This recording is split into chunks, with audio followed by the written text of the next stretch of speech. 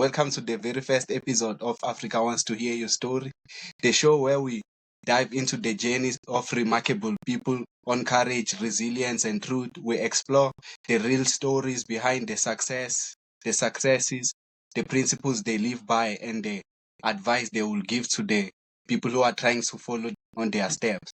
Our very first guest couldn't be more fitting, Michiel. He is a Belgium-born entrepreneur who traded comfort for challenge, growth, from sleeping in Cape Town to becoming a respected name in real estate. He's someone who's built everything from scratch, driven by independence, creativity, and truth. How are you doing? Very good, Anthony, and yourself? I'm good. Thank you for coming online with us today on my podcast, Africa Wants to Hear Your Story. I'm grateful for you giving me the opportunity to interview you today. Yeah, It's my pleasure. Michiel, you've had such a wonderful layered journey from Belgium to Cape Town, windsurfing to real estate. For those meeting you for the first time, how would you introduce yourself? Yo, it's always difficult in what kind of way that you need to introduce, but I would type myself, if I would describe myself in 5 words, I would say the truth will set you free. I'm very much of a truth seeker, with the ultimate goal to be as free as possible. It's also why I'm an independent agent, meaning that I'm with an agency, but I basically run my own business within it. And my company values or my business values are innovation, collaboration, and transparency. So that's what Michiel is mostly about. So for those who've never heard about what you went through, can you give them a rap about like your background, where you are from, how you grew up, all of that? Yeah, so I grew up in Belgium, born in '86, which was still the era before internet. Actually, I had a good childhood. Mm-hmm. My parents divorced at the age of, I think about, I was 14 or 16, but it took forever for them to divorce. So it did set a bit of a mark on my personality as well. So also probably pushed me in a way to become a lot more independent. I studied physical education and sports science in Belgium on the university in Ghent. And I started to travel for the windsurfing. I was working a lot in factories, even like where I was doing jobs that was not in line with my studies, just to come by to be able to fund my travels overseas, of which I discovered South Africa and many other countries. And I just fell in love with Cape Town, man. I came here, and just the diversity of the people, the food, the nature, the mountains, the ocean, the good parties. I enjoyed everything here, so I decided at a certain point to move here. And I always had the idea to move to another country before I was 30. And on my 30th birthday, I actually found a job here in Cape Town, um, which literally was the start of my new life, and I never looked back. I'm very happy that I'm here. South Africa has its challenges, but one thing I can really appreciate is that people are very entrepreneurial, and also because they have to, because there's no safety net like there's in Belgium. But on the other side of the equation, in Belgium, where you have a lot of security, is I believe that you're bribed by security, meaning that you're really pushed into the same kind of lifestyle. And I just want to define what my own life is going to be. And everybody's different, and I think everybody should be stimulated to find their own way. That's great. That's great. Um, like your story is very inspiring. Some of the things you went through, are some of the changes I'm facing in my life right now as a starter. So, I wanted to ask, at what point did you realize that Belgium wasn't for you, and what made you decide to move from there to South Africa? It's a very good question. I don't have like a specific moment, but I believe that also through the divorce of my parents, which was happening mostly when I was, you know, evolving. I was in puberty, and started to create my own personality a bit. I think that was why I was very obsessed with the windsurfing. We didn't really have a lot of waves in Belgium, so we only had waves when there was wind. So windsurfing was bigger than surfing, and I think that was really like an escape mechanism where I put all my focus on it, and it's just an incredible sport. And that freedom that I felt is something that I really wanted to pursue further. That allowed me to come also to South Africa. But a lot of people think that when you come from Europe, meaning that you have a lot of money, but that's not always the case. I mean, you were coming from a good family, but everything was basically lost within that divorce. And so I just had to sell my car to come to South Africa and go on a whim and just take my chances. It was basically the only money that I had to make my dream come true. And I can tell you, I'm now here for I think I'm a permanent resident here for about 8 or 9 years. Um, but the first years were very difficult to find my feet financially. It also, in my trajectory, we also got a family that was a bit unplanned just before COVID, where I just also invested a bit in a business, in my own business that went, I lost quite a bit of money there. So that financial struggle has been real, but also believe that sometimes you have to go through that financial struggle to actually, know what works, what doesn't work, uh, being able to cope more with risk taking. And without taking risk, you will never be, exponentially successful or extremely successful. And I don't consider myself extremely successful yet, but I know I will get there. It's all a matter of, keep on going and motivating yourself, which is very important as a real estate agent because you work on your own. So it needs everything starts from your own motivation, from your own thinking, from your own mind. Yeah. So I was wondering if you had a plan when you decided to come to South Africa, because like you had nothing, all of that. Like, what was your plan? How did you think like you were gonna make it, navigate like the South African culture, maybe something that you were not experiencing, maybe. Plus, you didn't know how business works here versus where you used to live.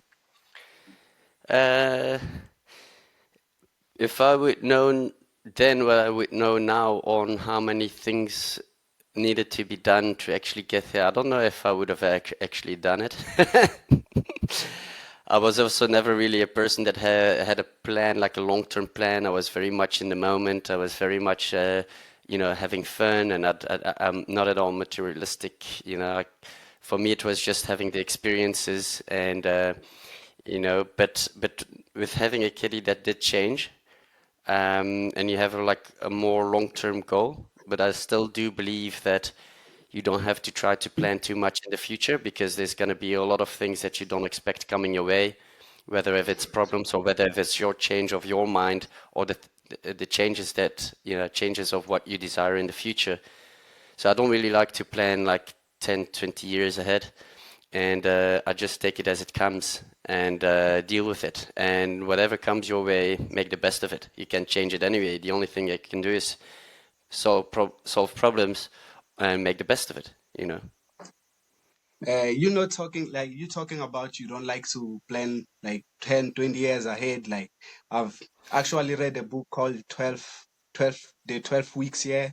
So the 12 week year. So it actually teaches that short Oh, during really? the Okay. short term you achieve your goals faster because like you know that in 60 like in 90 days maybe like which is like 12 weeks, you know that like the deadline is near and like you can plan out what you will do over like the days. You don't know what you'll be doing next month, your tasks after that month.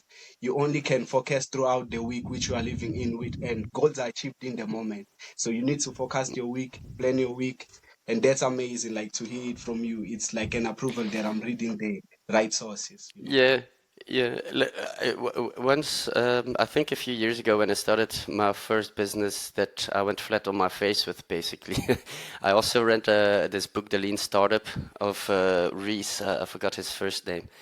I know He- yeah, Mark I Reese. know the book. Mm. Yeah, he talks a lot about the minimal viable product, meaning that you don't have to kind of get your product perfectly before launching it on the market, because now you're going to get feedback of the market of what they actually want. Now you've been developing maybe for years something that nobody really wants.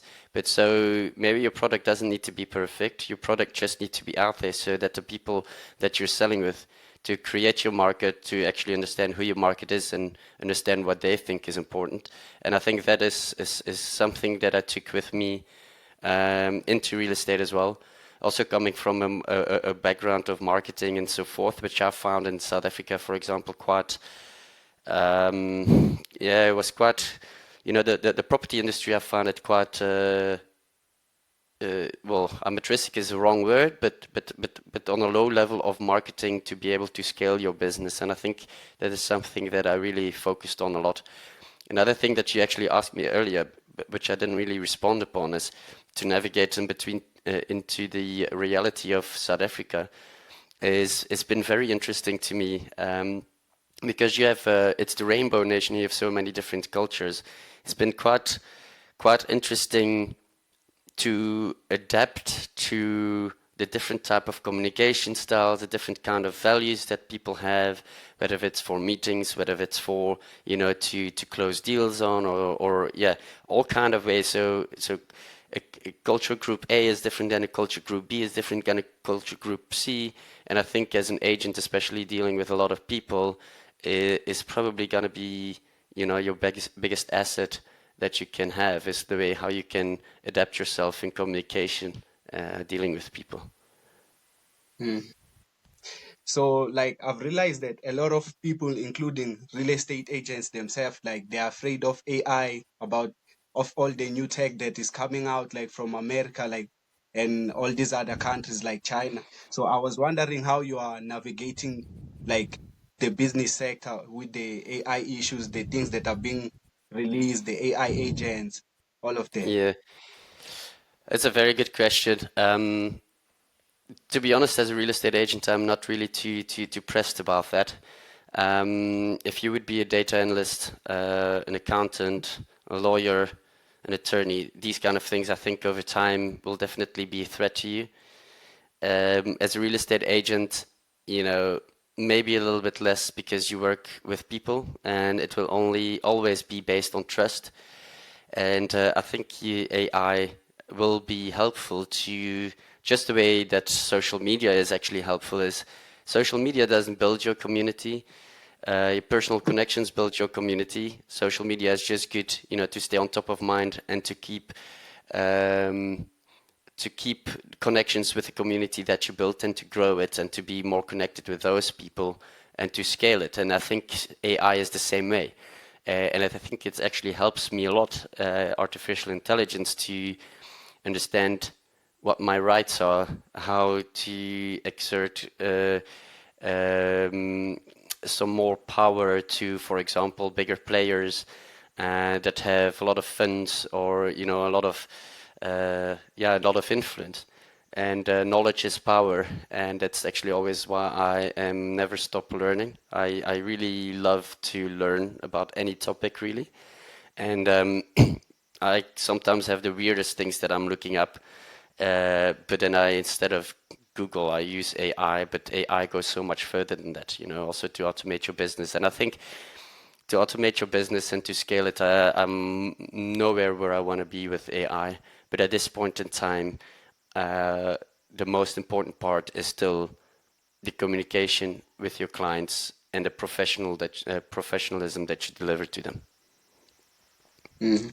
I've learned a little about you, like the breath techniques that you did 4 years ago that you've posted in your YouTube channel, and like they are good. So I was wondering if you have used them, like in the moments where you were in your very, very low or stress, to manage stress, and you've lost investment, you've had financial pressure, like you told me the other day.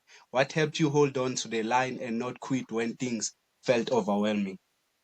Well, there's only one way, and it's forward. And I mentioned earlier I went flat on my face, but one benefit of going flat on your face is that means that you're still moving forward. And with the breath techniques, it was actually literally in between. losing money on a food business that we started, and five months later it was COVID, and we had a baby on the way. And now all of a sudden, from a year and a half or earlier than that, I was a happy single, going all of a sudden to having to support three people without having a job. And I knew a thing or two about breathwork through freediving, which I was doing at the time and before that, and also my background as studying physical education and sports sciences at the university. I actually used a lot of breath work. It's amazing. I haven't done it so much anymore the last few years, but it really helps you to calm down instantly and control actually your heart rate and control your mind. I also believe that breath is actually the connection between your body and your soul from a spiritual perspective. So it's really the bridge between those two. So when you decided to become a real estate agent, like what was your vision? Like what was your plan, the things that you were aiming to achieve? So when I came here the first year, I got a friend that was in property, and he offered me a job, but I didn't have the permit to actually do so because I had to find a specific job for the critical skill permit that I had. So I couldn't really do it. But then with COVID, after the breath work that I was, I did. I have indeed a course online that I haven't looked at for years now, but that was kind of a way to find if that could be a business model that I could put online and scale it automatically. But very quickly I saw that it was not going to work out, and I contacted that guy again that offered me a job 5 years earlier, and I didn't really identify myself as a real estate agent because, real estate agents don't have the best reputation. People always think they're slick and this and that, and they're typical sales agents. My ideology about sales is a bit different. The best sales agent is the one that helps you the most. That is my opinion about it. But very quickly, I was very interested in property in general before because I was doing quite a bit of viewings, even though I couldn't afford it myself at all. I was wasting some agent's time there, which probably is some karma right now. But like that, I actually learned a lot about property and surrounding myself with people that do know about it and friends that, were further in life than where I was. And that's the only way how you learn. You surround yourself with people that are better than you. And I learned a lot, and I started to realize that it's really something I enjoyed. And why not making a business out of it, And seems that it is indeed was the direction that I had to go through, or the direction that I had to choose to find a bit my purpose on a professional level. You've said that most agents told you that internationals wouldn't buy, but you doubled down on your belief. Like you followed your gut and like you avoided the crowd and the noise. And how do you know like when it's time to follow your gut and maybe that you might be right and the business action that you're about to take can make you succeed? Well, one good thing about breathwork or some practices to be grounded, you always want to chase your authenticity. It's also the highest frequency there is in the universe. It's even higher than the frequency of love. Also believe that you need authenticity to actually find real love. And you feel it in your gut, your intuition is strong as a human being, especially when you're grounded and you know yourself and you accept yourself and you know exactly who you are, and your intuition will be stronger.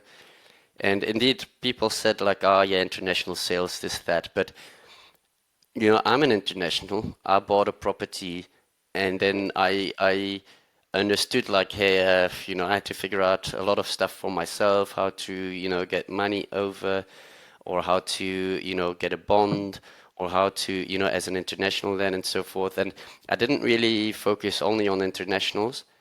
Um, but I did implement it more in my marketing, like wherever I was doing the listings. I had international listing platforms. I was then also facilitating viewings, virtual viewings via 3D tours. I was then also data capturing and then leveraging this data into social media and doing social media advertisement, and all of that was actually playing into the cards for also for internationals. It opened, the market not only for Cape Townians to, now all of a sudden the whole world was Cape Town. Um, and and I think with the COVID story at the time, which was literally when I started, there's only one good part of COVID ever that I would say is that people got a little bit more freedom to be doing location independent work.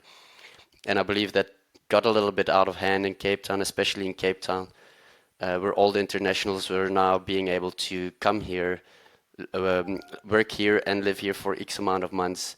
And obviously, the Europeans in general obviously do have more funds and so forth, which helped then me to to sell better in a market that was completely on its knees due to just to COVID.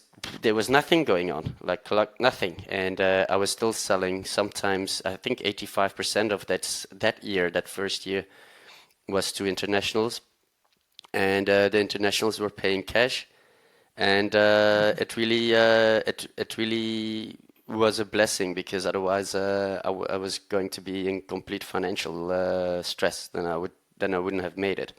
So sometimes it's like you have to be convinced of your power and of your view, and what works, you double down on that. And I know it all sounds so easy, but I don't know how to put it in different words to actually.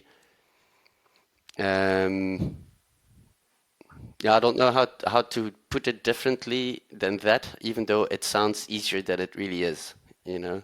You have to trust yourself. The only thing you cannot run a business if you don't believe in yourself. And that's also a spiritual way. I mean, some people really believe in God. I'm not really a religious person. I'm a very spiritual person. Um, and I think that is the most important, confidence and being authentic and believing in yourself.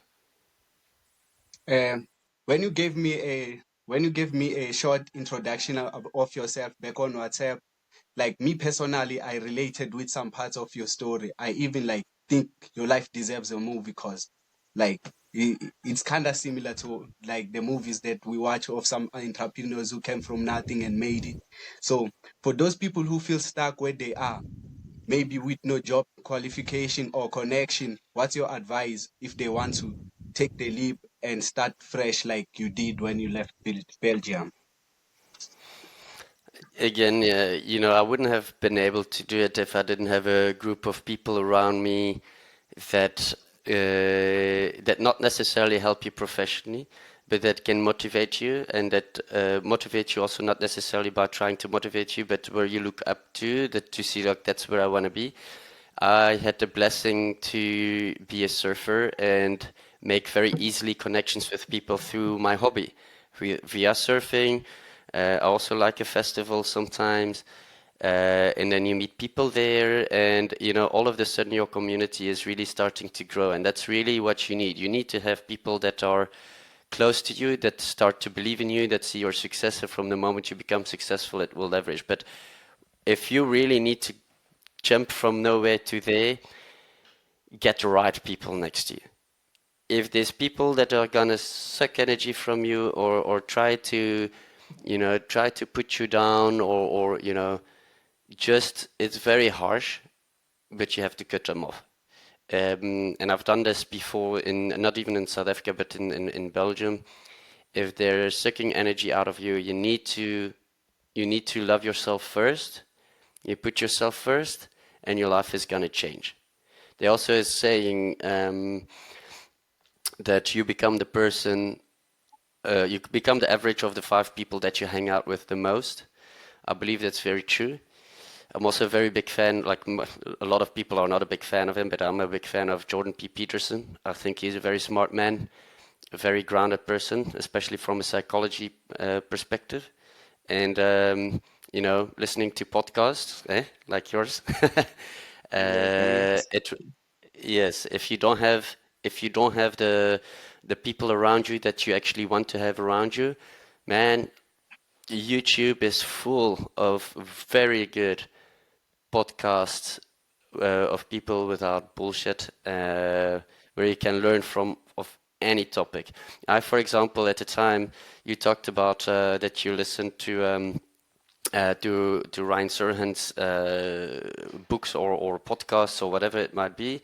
Well, I'm not really a fan of him so much anymore, but I literally was listening like this when I drive on an audiobook of Grant Cardone selling, selling objections, and it was just like a books of a list of objections and how to counter these objections and how to sell and I was just playing it on repeat when I was standing in my food shop and it was not busy, or I was driving from A to B and it was repeating itself all the time. And I think that is the most important. Keep learning, learning, and learning. Never stop learning. Um, like I've heard you right now, I've heard you talking about learning, planning, and execution. I was actually wondering, looking back, what do you think were the key ingredients to your success? Like to the habits and the mindset that made you arrive where you are? Because I'm sure you had some downtimes and times, maybe at the beginning, maybe it was the toughest, because they say the beginning is always the hardest. So, how did you actually manage to go through those times? And if someone wants to replicate maybe what you did, how can they also do it? um, I wanted to say something on that. Again, you need to be confident, but also don't take it too seriously, man. It's life. You also need to enjoy it. And sometimes the art of not giving a fuck, that's also a book. I didn't read it. I don't think I need to read it because I oftentimes also just put it aside and don't give a fuck and don't give it any energy and focus on what you need for yourself and for your family. Um, and don't feed into the negativity. That's what I can say. It's definitely been hard, but like I said, there's only one way, and that's going forward. You can. I'm not really a person that stresses often. I'm very stress resilient when it comes to stress. Um, and my brain immediately goes to problem solving. I don't really go to panic mode. It is also something that you can train.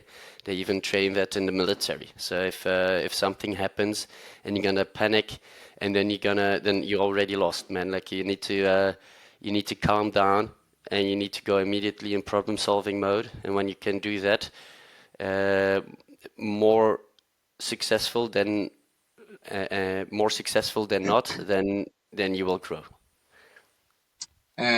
You've mentioned you've mentioned having people around you that maybe are on the same goals as you, like are onto the same things as you, can really help you a lot on the journey. So I was wondering if you had mentors, and if you had mentors, how did they make the journey easier for you? Yeah, it's something that I don't really have. I know I should have. Everybody has a bit of an ego. I think I definitely have an ego, but I don't think that ego is always bad. Everybody say like, "Oh yeah, to enlighten to you must kill your ego. You must kill it." No, I don't agree on that. It's the ego that will allow you to learn. It's the ego that will allow you to be more competitive. It's the ego that will, that will get you there. You just must lower your ego. You must control your ego. You must know when you have to lower your ego, but you must also know when you have to use your ego. And from a mentor perspective, like I say, I've got my friends that I can have a peer-to-peer conversation with, that I learn with a lot. And I had maybe here or there some people that I would maybe have considered a mentor. Also have a business partner in property for a property investment company that we started 5 years ago, where we purchase properties that are cash flow positive. Um, he's older than me. He's a very intelligent guy when it comes to numbers. Actually, I'm surrounded with quite a few people that are very intelligent with numbers. My brother is also like literally an airspace engineer, so rocket scientist, like you would call it. My best friend is a data analyst who's also incredibly smart with that. So, there's always been some prominent people that were older, that were in the phase where that were older than me, that were in the position that I wanted to grow into.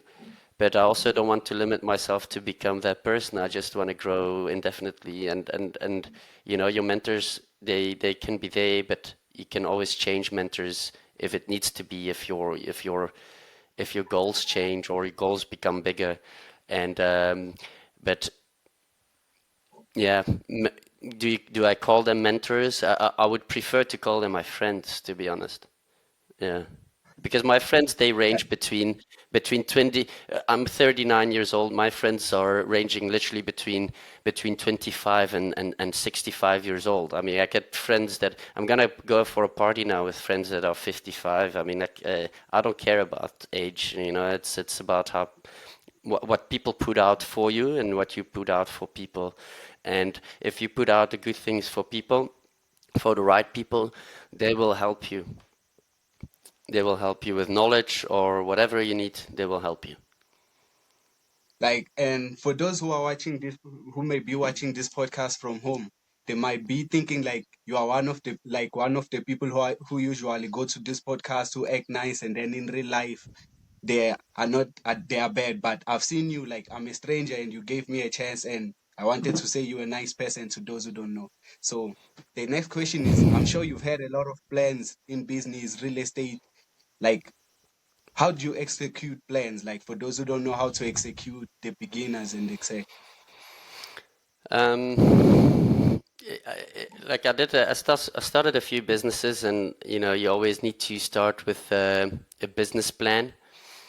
Um, and it's not so much to go now and be able to, or now have a 20-page document. No, what a business plan does for me is to write it out, because everything seems so logic in your mind.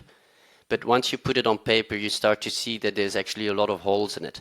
And once you actually put it on paper, you will learn about your own business plan and actually fill in the holes. If there's studies actually that show the fastest way to learn something is not by reading it, it's not by watching a video, it's not by listening to it. It's actually by explaining something to someone else. Then is when the person that is explaining is going to learn the most, because now in his mind he's kind of put it into structure and is now seeing loopholes in his own reasoning. And I think that is incredibly important. Of course, if you want to use a bank for a loan for your business, you will definitely have to need a business plan. And a business plan doesn't need to be a 20-page. It just needs to be very logic for you, to be very clear. What your marketing is going to be, what your revenue models is going to be, what your cost structures is going to be, like all these kind of things. How are you going to grow? What type of people do you need? That is the most important thing for you to 100% understand how much you need to sell, or what you need to implement to make a goal work. I'm not perfect in that at all. My mind is also, maybe you've already noticed it because I'm talking sometimes a little bit from this to that to that. My mind is like constantly everywhere, and it can sometimes be unstructured for other people.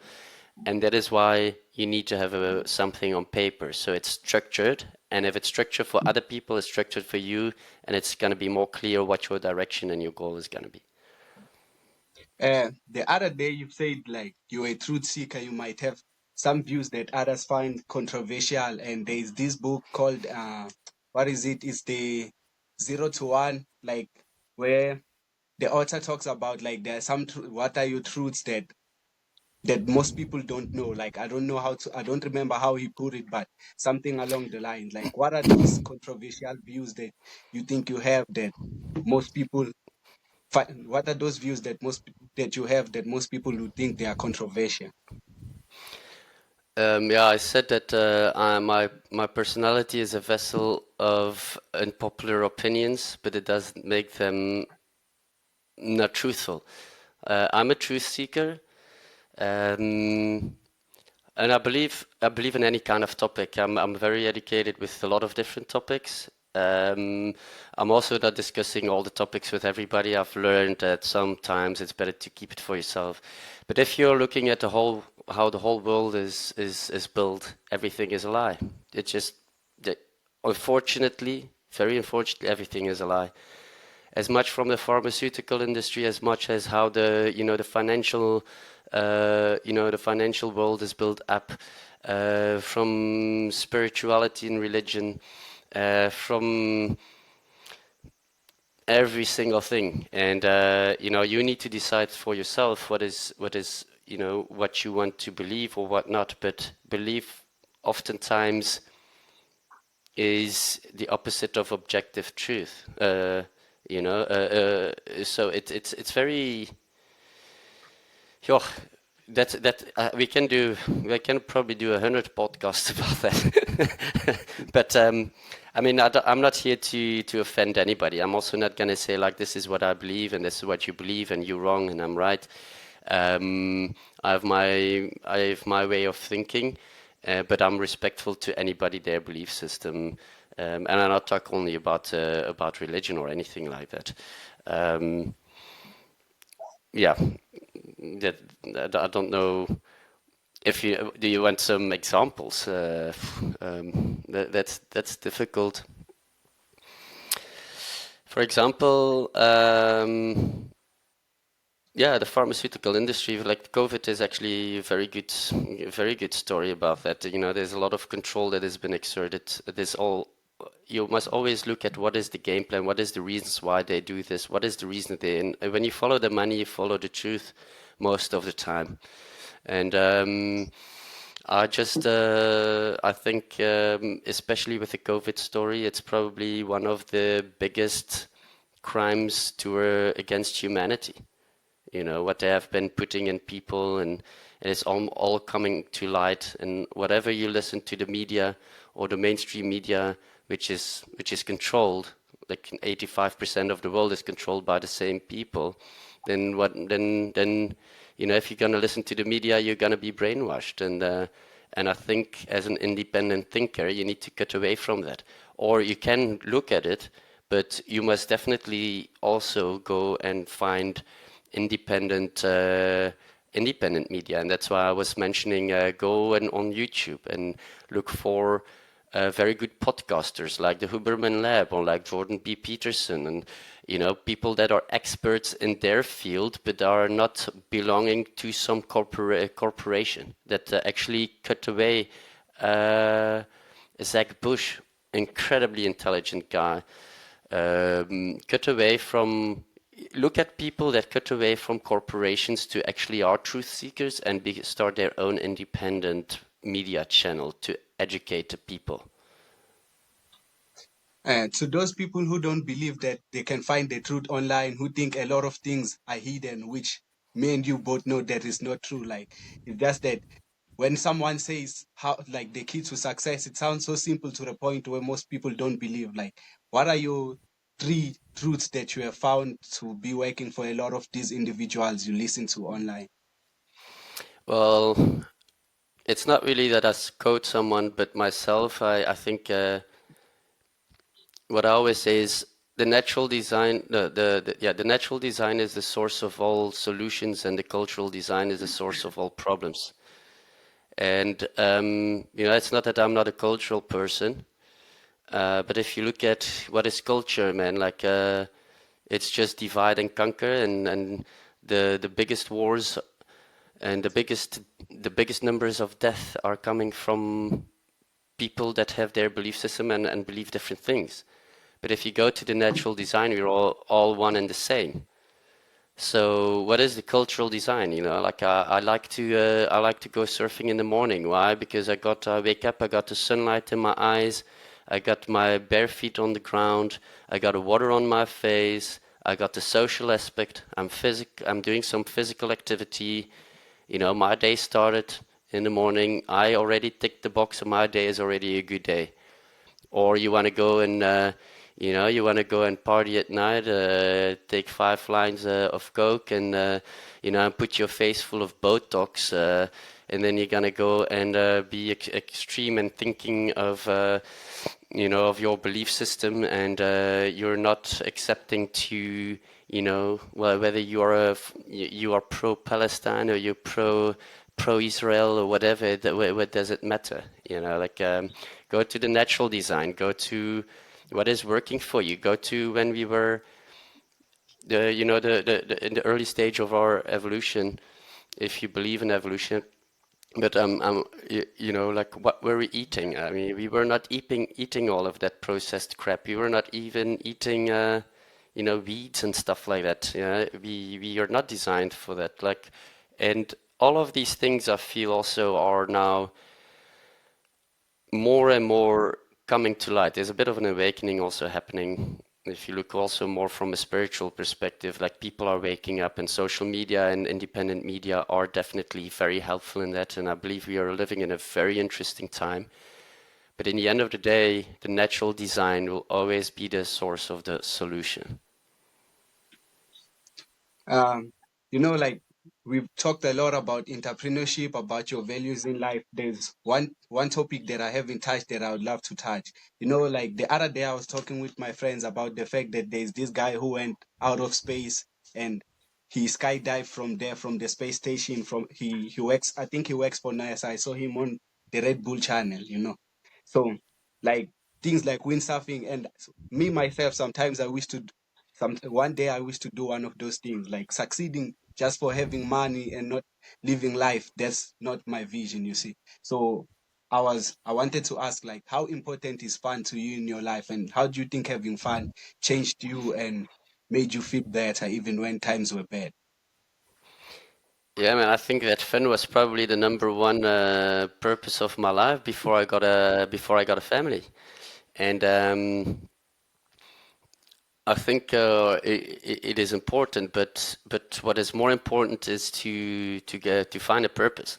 Because fun is all nice, it's a hedonistic kind of ideology, but you cannot be high on life through fun all the time. The reason why people are actually happy, and so a more deeper kind of happiness um, through finding purpose. And actually, the funny thing is, if you're going to be looking for very, how do you say that? Um, if you're chasing dopamine, like fun stuff, like for example, you're taking drugs, or you watch porn, or uh, you constantly on social media that gives you a dopamine spike. It's a specific molecule that gives you, that makes you just like happy in the moment now, but it doesn't give you happy on life. That the happiness is actually serotonin in your brain. But the funny part is that when you when you have dopamine breaks down serotonin. So the more that you do this instant, happiness, instant gratification kind of, if you chase instant gratification, it actually takes down from happiness, and that is actually also linked to another part in your brain where you see a lot with athletes. It's a lot bigger than, for example, with people that are very obese, because they're eating and they also get the dopamine spikes and so forth.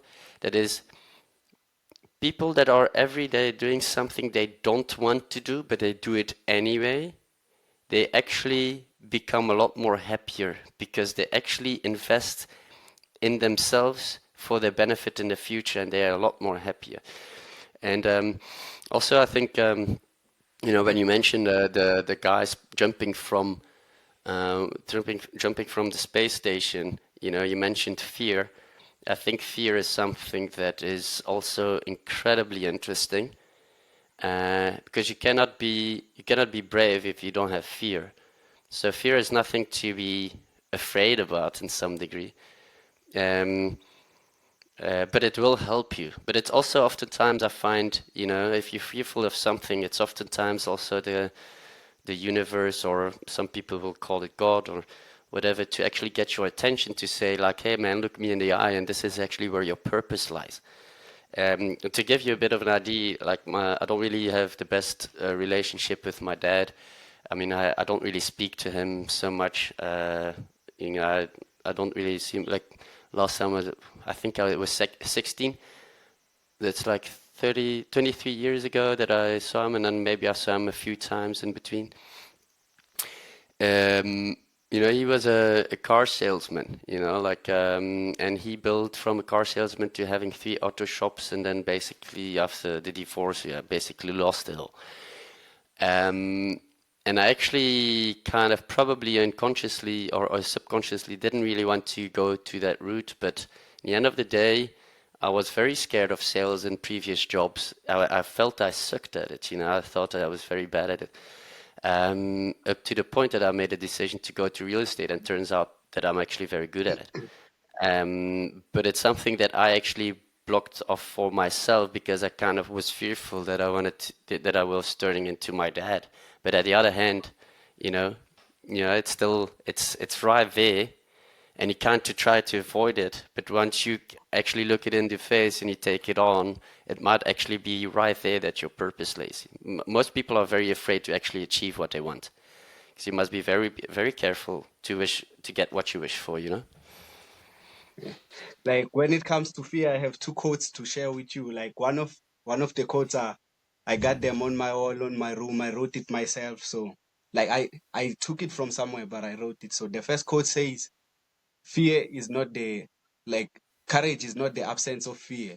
It is having the courage to do the thing despite being afraid. And the quote that I have in my room is this. It says, the only certainty is uncertainty. So like Yeah, to rap yeah, yeah, it's true. to wrap yeah, thanks. Like to wrap up like this podcast, I would like to ask one final question that uh I'd like to learn about you, which is personal. Like, what does success mean to you today versus what it meant to you back then? Yeah, you're asking very good questions, Anthony. I like your questions. Um, my success, how I would look at it today, is easier. I think it's just to see my daughter to be, to have an amazing life and that she's happy. That's the only thing that I care about, and that she can start a family by her own. That's I think that would be my type of success, that she would never have to be afraid or not having to go through struggles that my grandfathers or my dad or myself had to go through. But it's also a double-edged sword, because she will have to go through her own struggles not to fuck it up in later in life. That's the duality of life. But what success felt like before, sure, I don't actually, I don't actually know. I think at the time I would say that my success would be to live in a place where I have everything on my doorstep that I just want to do, and have good friends, and that can just also just be experiencing life in a way that you don't feel restricted. And I think South Africa, if you can afford it, South Africa can definitely provide you that. And I think I kind of achieved this in a way, maybe not 100%, because there's still like a lot of still have to work. There's still a lot of stress. It never 100% goes like you want. But I mean, like, if you love the process and you love the journey rather than the goal, then then you are a winner already. I really love the struggle sometimes. If you don't love a struggle, then don't become an entrepreneur. If it's the highs and lows. And my philosophy, for example, to always have a positive outlook, and maybe I will close with that, is, in the end of the day, the life is a collection of emotions, energy and emotions. So it's a collection of emotions. So whether if it's a good positive feeling like happiness and pure joy and whatever it might be, or if it's pure sadness and like you're really feeling bad, it is still a feeling, an experience that at the end of your life you should not regret anything, because you literally have felt the whole spectrum. And that positive spectrum you will never experience if you don't have that negative spectrum. So if you take the average of everything, even though that equally as much you had bad shit and good shit, yeah, the average will always be inclined to a little bit more to the better. So then you will have a good life, you know. And Uh, I feel that I'm playing that pretty good so far. Thank you for sharing all that you have shared with me today. Um, yeah, like to the viewers who maybe wanna get in touch with you, like where can they contact you? Well, they can find me on Instagram. I have a TikTok account, but I think I'm really bad with TikTok. So whether Instagram, I also have a YouTube account, but the best way is WhatsApp. I mean, we are in South Africa. Everything is WhatsApp. So, but yeah, just go to Michiel.devogeleer to Instagram, and I'll be answering you guys. Thank you for being with us, and I'm wrapping the podcast up. Thank you so much, man. You're very much appreciated. Thank you for the very good questions. Yeah, I'm grateful. Me too.